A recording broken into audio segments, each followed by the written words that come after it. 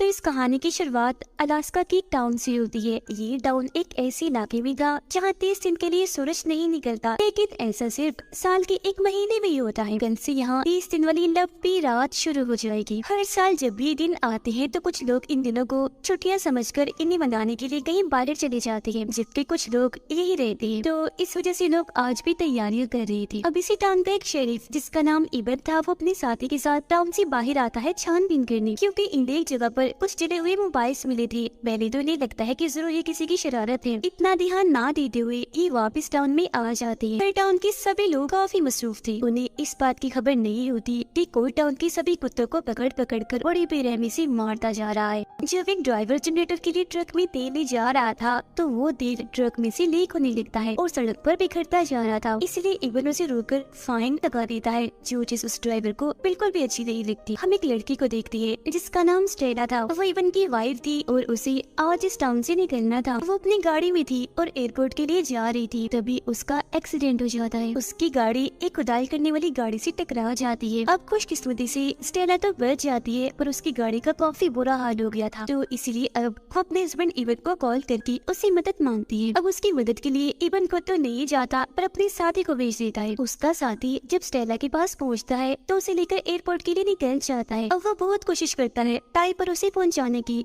मगर उन्हें देर हो जाती है क्योंकि आखिरी जहाज भी उड़ान भर चुका था। इस बात से स्टेला काफी परेशान हो जाती है। इबन कुत्तों वाली जगह पर छानबीन करने के लिए जाता है। खुद उनकी हालत देखता है तो दंग रह जाता है, क्योंकि किसी ने बड़ी बेरहमी से कुत्तों को मारकर उनकी चेर फाड़ की हुई थी। आदमी बताता है कि ऐसा यहाँ पहली बार हो रहा है, क्योंकि टाउन में कोई ऐसा नहीं है जो कुत्तों से इतनी नफरत करता हो। इबन की दादी बताती है कि खुदाई कंपनी वालों की कॉल आई थी। उनकी रिपोर्ट है कोई मसला उन्हें पेश आना है। ये सुनकर इबन वहाँ जाता है। पायलट उसे बताता है कि मेरा हेलीकॉप्टर पिछले काफी टाइम से गिराज में ही खड़ा था, पर आज किसी ने उसके पुर्जे काफी बुरी तरह से तोड़ दिए। उड़ने के लायक नहीं छोड़ा उसे। समझ नहीं आ रही कि ऐसा किसने किया। इसी टाउन के करीब कोई अनजान समुद्री जहाज आता है, जिसके बाद हम एक अजनबी को देखते हैं जो इस टाउन में आया था। वो एक बार में बैठा शराब मांग रहा होता है, पर वहाँ काम करने वाली औरत उसे ये कहते हुए मना कर देती है कि सर आई एम सॉरी, मैं आपको शराब नहीं दे सकती, क्योंकि साल के इन दिनों में किसी को भी पीने की इजाजत नहीं होती, क्योंकि ऐसा सेहत के लिए खतरा है। वो फिर कच्चे मांस की मांग करता है और उस औरत का हाथ पकड़ लेता है। ये आदमी काफी अजीब था। तभी इधर इबन भी आ जाता है। उसे इस आदमी पर शक होने लगा था, तो इसीलिए उसे गिरफ्तार कर लिया जाता है। अब हम एक बूढ़े आदमी को देखते हैं। उसे अचानक बाहर से शोर की आवाज आने लगती है, तो टॉर्च लेकर वो बाहर जाता है चेक करने, जहाँ बहुत सारे अजीब तरह के लोग थे जो अचानक इस बूढ़े आदमी पर हमला कर देते हैं और उसका खून पीने लगती है। सारा ये खून पी जाती है, जिससे उस बेचारे की मौत हो जाती है। उधर फैक्ट्री के 3 वर्कर्स अपना काम खत्म करके घर जा रही थी। अचानक इन पर भी हमला हो जाता है। वो खून पीने वाली खतरनाक जो इंसान के रूप में थी, दोनों आदमियों का खून पी जाती है, जिसके बाद उन्हें अंधेरे में खींच देती है। और जो वर्कर लड़की थी वो किसी तरह अपनी जान बचाकर वहाँ से भाग जाती है। इबन उस अजनबी से पूछताछ करता है, पर वो साफ साफ कोई जवाब नहीं देता। बस इतना कहता है कि यहाँ के सारे लोग मरने वाले हैं। तभी अचानक यहाँ लाइट चली जाती है, जिससे अब इनका टेलीफोन कनेक्शन भी टूट जाता है, जिसके जरिए ये किसी से बात कर सकते। इबन जब बाहर आता है तो उसे जमीन पर बहुत सारा खून पड़ा हुआ दिखता है। जैसे ही पीछे करते हुए आगे बढ़ता है तो घबरा जाता है, क्योंकि वहाँ बूढ़े आदमी का कटा हुआ सर था। इसीलिए वो फौरन यहाँ के लोगों के पास जाता है और उन्हें सलाह देता है कि आप सब लोग अपने अपने घरों में ही रहे, ये ठीक रहेगा। बाहर निकलने का सोचना भी मत, क्योंकि खतरा हो सकता है। अगर किसी के घर पर जनरेटर नहीं है तो वो बाहर में चला जाए, वहाँ रहे, क्योंकि वहाँ जनरेटर मौजूद है। वो स्टेशन में वो लोग वक्त गुजारने के लिए गेम खेल रहे थे, जबकि अजनबी उन्हें डराने की कोशिश करता है। इबन के भाई को इस वजह से गुस्सा आ गया था, तो वो प्लास्टिक की छोटी सी चीज उठाकर उसकी तरफ फेंककर मारता है। ये देख अजनबी बोलता है, अरे लड़के ये क्या किया तुमने? वैसे तुमने अच्छा किया, इस प्लास्टिक की मदद से मैं जेल को तोड़ दूंगा। ये सुनकर ना समझी की वजह से इबन का भाई भागता है ताकि प्लास्टिक का टुकड़ा उठा सके, पर वो अजनबी उसे गले से पकड़ लेता है। ये देखकर स्टेला गन उठा लेती है और उसी धमकाने लगती है कि छोड़ दो इसे, पर वो नहीं सुनता। इतनी ही देर में इबन को ध्यान आ गया था। वो अजनबी के गद्दे पर गोली मारता है, फिर हथकड़ी की मदद से उसे सलाखों के साथ बांध देता है। अब ये आदमी अजीबोगरीब बातें कर रहा था। कहता है कि तुम सब मरने वाले हो, क्योंकि वो यहाँ आ गई है। मौत का खेल शुरू होने वाला है। बहुत खुद खराब था उनका। अब टाउन में तो पहले ही डर का माहौल फैला हुआ था, क्योंकि यहाँ पर वो खून पीने वाले राक्षस आते थे जिन्हें वैम्पायर्स कहा जाता है।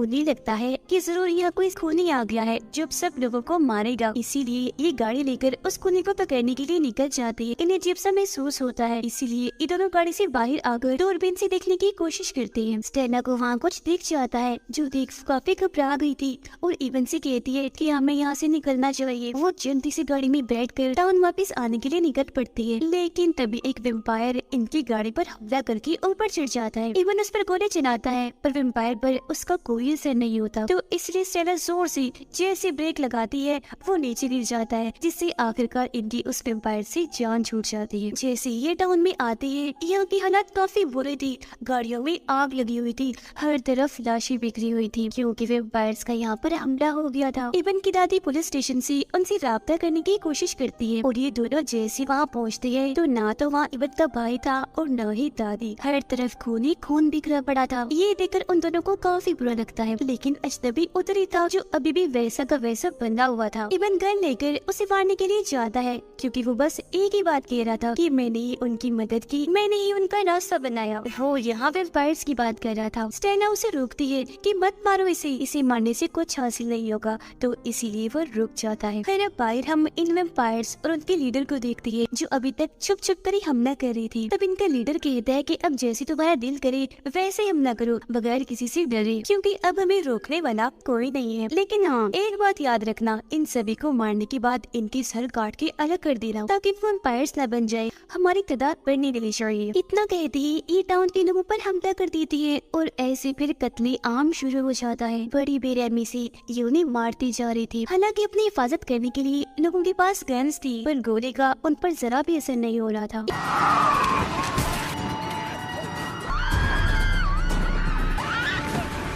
इबन और स्टेला बार के अंदर आ जाती है जहाँ उन्हें इबन का भाई सही सलामत मिलता है। दोनों भाई एक दूसरे से मिलकर काफी खुश थी। वर्कर लड़की बताती है कि मेरे पड़ोसी के घर के पास ही एक छोटा सा कैबिन है, हमें वहाँ चलना चाहिए क्योंकि वो हमारे लिए एकदम महफूज है, यहाँ से दूर भी नहीं है। तब इबन कहते हैं मगर हम बगैर प्लान के ऐसे भी तो यहाँ से नहीं निकल सकते ना। ऐसा करती है, मैं और स्टेला उन वेम्पायर्स का ध्यान भटकाएंगे, तब तक तुम्हें मौका मिल जाएगा, तुम लोग यहाँ से भाग जाना। प्लान के मुताबिक इबन और स्टेला गाड़ी लेकर निकल जाती है, पर वो वेम्पायर्स काफी चालाक थे, फौरन इनके पास आ जाते हैं हमला करने के लिए। वो इतने ताकतवर थे कि सिर्फ अपने हाथों से ही गाड़ी उठा देते हैं। वो फिर अंदर घुसकर इन्हें मारने की भी कोशिश करते हैं, जिनसे बड़ी मुश्किल से ये बच रही थी। स्टेला उनमें से सिर्फ एक को ही मारने में कामयाब होती है, जो वो गोली से उसका सर उड़ा देती है। वो पूरी तरह फंस गई थी, जहाँ तभी इनकी मदद करने के लिए ड्राइवर आ जाता है। उसके पास काफी बड़ी गाड़ी थी, जिसे आकर वो वेम्पायर से टकरा देता है, जिससे बहुत सारे वेम्पायर्स उसके नीचे आकर कुचले जाते हैं। ड्राइवर इन्हें गाड़ी में बैठाकर जान बचा लेता है, जिसके बाद बचे हुए सारे लोग उस केबिन में आ जाते हैं, जिसके बारे में लड़की ने बताया था। ये लोग प्लान बनाते हैं कि खाने का इंतजाम कैसे करना है और बारी बारी हर एक इंसान ने पहरा देना है। वेम्पायर्स का लीडर और उसके साथी पुलिस स्टेशन में उस अजनबी के पास जाते हैं। असल में उसने इन वेम्पायर से ये सौदा किया था कि अगर मैं तुम्हारी मदद करूँगा तो तुम मुझे भी वेम्पायर्स बना दोगी, जिसके बाद मैं भी अमर बन जाऊंगा, जिससे फिर मेरी मौत कभी भी नहीं होगी। अब शुरुआत से जो सब उल्टा उल्टा हो रहा था, इन्हीं कुत्तों की मौत और नाइट का कनेक्शन कट जाना, ये सारा काम इस अजनबी का ही था ताकि वेम्पायर्स इस टाउन में घुस जाए। अब उसने तो अपना काम कर दिया था, पर वेम्पायर्स ने उसे इनाम देने की बजाय धोखा दिया, यानी इसी वेम्पायर्स नहीं बनाया बल्कि वो इसे भी मार डालते हैं और इसका भी खून पी जाते हैं। फिर वक्त गुजरता है और हमें 6 दिन के बाद की कहानी दिखाई जाती है। ये वेम्पायर्स हर घर हर इमारत में इंसानों को ढूंढते और उनका खून भी जाया करती थी। ऐसे सिलसिला चल रहा था। सिर्फ चंद लोग ही ऐसे थे जो बचे हुए थे, जो वो सारे लोग थे जो कैबिन में छुपे हुए थे। इनमें से जो पायलट के डैड थे, हाल ही में उनकी वाइफ की मौत हुई थी, जिस वजह से उनका ज़हनी तवाज़ुन थोड़ा खराब हो गया, तो वो अक्सर उन्हें याद करके रोया करती थी। मगर ये लोग उन्हें चुप रहने का कहती थी क्योंकि ये नहीं चाहती थी कि जरा भी यहाँ शोर हो, जो वेम्पायर सुनकर यहाँ आ जाए और इन सबको भी पकड़ ले। फिर अब इन लोगों को बाहर से शोर की आवाज आने लगती है। स्टेला जब देखती है तो वहाँ वेम्पायर ही थे जो आसपास के घरों की तलाशी ले रहे थे। इन हालात को देखते हुए अक्सर का कहना था कि हमें ये जगह छोड़कर कहीं और जाकर छुप जाना चाहिए, पर इबन उसको समझाता है कि हम ऐसे यहाँ से नहीं निकल सकते, जब तूफान आएगा तब हमें मौका मिलेगा। अब एक लड़की जो अकेली थी वो घबराते हुए बाहर आती है, काफी डरी हुई थी, जोर जोर से मदद के लिए चिल्लाने लगती है। उसकी आवाजें केबिन में छुपे सब लोगों ने भी सुन ली थी। इबन देखता है कि बहुत सारे वेम्पायर्स उसे मारने के लिए आगे बढ़ रहे हैं। इसीलिए इबन और एक आदमी लड़की को बचाने के लिए बाहर आते हैं, पर काफी देर हो गई थी क्योंकि वैम्पायर्स ने चारों तरफ से उसे घेर लिया था, मारकर वो उसका भी खून पी जाते हैं। सिर्फ ये नहीं बल्कि वो आदमी जो इबन के साथ बाहर आया था उसे भी एक वैम्पायर ने काट लिया था, जिससे अब वो भी वैम्पायर बच जाता है और इबन पर हमला कर देता है। अब अपनी जान बचाने के लिए ना चाहते हुए भी उसे उस आदमी को मारना ही पड़ता है। इबन काफी बुकनाया हुआ था, उसे दमे का भी मसला था। जब तक वो केबिन तक लौटता है उस पर दमे का अटैक हो जाता है, इसलिए वो वही गिर गया था, पर स्टेला उसकी काफी मदद करती है। वैम्पायर्स का लीडर जब इबन की साथी की लाश के पास आता है तो उसे देखकर हैरान रह गया था, क्योंकि उसे समझ लग गई थी कि अभी भी कुछ इंसान हैं जो बचे हुए हैं और हमसे जान बचाकर छुपे हुए हैं। उधर अब केबिन में पहरा देने की बारी स्टेला की थी, पर उसकी आंख लग जाती है, इसीलिए वो सो गई थी। अब यहाँ अच्छा मौका समझकर पायलट के डैड वहाँ से जाने की कोशिश करते हैं, पर उनके बेटे इन्हें पायलट ने उन्हें देख लिया था। तब तक स्टेला की भी आंख खुल गई थी। वो दोनों उन्हें बहुत रोकते हैं, काफी समझाने की कोशिश करते हैं। जब वो मान तो जाते हैं, पर उन्हें वॉशरूम जाना था। वो वॉशरूम में चले जाते हैं तो बाहर पायलट और स्टेला उनके बाहर आने का इंतजार कर रही थी, पर काफी देर तक जब वो बाहर नहीं आती तो ये दरवाजा तोड़कर अंदर जाती है। देखते हैं कि खिड़की के जरिए पायलट के डैड यहाँ से भाग गए हैं, इसलिए पायलट भी निकल जाता है अपने डैड को ढूंढने के लिए। शोर की आवाज सुनकर एक वैम्पायर चुपके से केबिन में घुस जाता है। उसे देखकर खामोशी से इबन और स्टेला एक जगह पर जाकर छुप जाते हैं। पायलट बाहर आकर अपने डैड को पुकारने लगता है। घर के अंदर जो वैम्पायर आया था आवाज सुनकर वो बाहर आ जाता है, पायलट पर हमला करके उसे भी मार डालता है। इस सब के लिए इबन खुद को जिम्मेदार कहता है कि मैंने उनकी कोई मदद नहीं की, पर स्टेला उसे समझाती है कि ऐसे मत करो, जो भी हुआ उसमें तुम्हारी कोई गलती नहीं है। अब अगले दिन यहाँ तेज बर्फीला तूफान आ जाता है।